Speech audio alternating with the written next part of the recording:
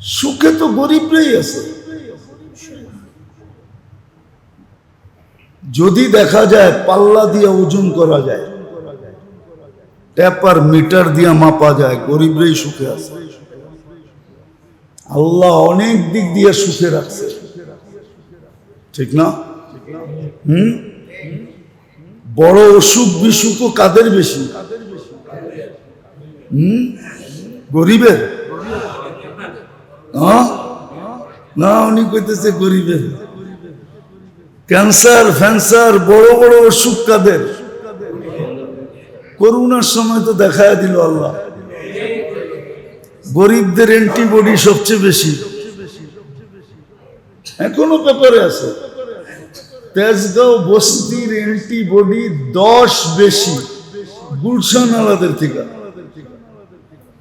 কারণ আল্লাহ জানে ওর অ্যান্টিবডি যদি বেশি না দেই, অসুখ বিসুখ হইলে চিকিৎসা করবো কোত্থেকা? খাইবো না চিকিৎসা করব? যাক অ্যান্টিবডি বেশি দিয়া দেই, রোগ যাতে ওর উপরে প্রভাব বিস্তার না করতে পারে। বাকি ধনীর তো টাকার ঘাটতির অভাব নাই, সিঙ্গাপুর চলে যাবে, ইন্ডিয়া চলে যাবে, আমেরিকা চলে যাবে। এই জন্য ধনীদের গায়ে অ্যান্টিবডি কম থাকে। হ্যাঁ, টেস্ট করেন, তারপরে আমারটা মিলান। তো যেটা বুঝাইতেছিলাম, আল্লাহ আল্লাহ রসুলের কথা সুস্পষ্ট, মানলে আপনি দামি হবেন, না মানলে ধাক্কা খাবেন। আজকে যেরকম মুসলমান ধাক্কা খাইতেছে সারা দুনিয়া।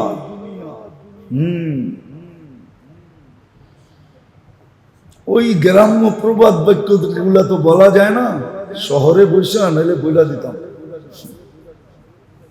নাইলে বইলা দিতাম, কিন্তু বলা যায় না, শহরের পরিবেশ। গ্রামে হইলে বইলা দিতাম।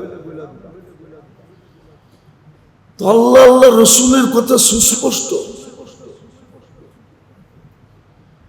কোন রঙে রঙিন হলে সুখী হবে। আবার আগে এটাও বলছিলাম, সবার জন্য সবকিছু শোভা পায় না। হ্যাঁ, আপনি যদি মনে করেন আল্লাহ ভুল করছে, নাউজুবিল্লাহ, তাহলে ঠিক আছে।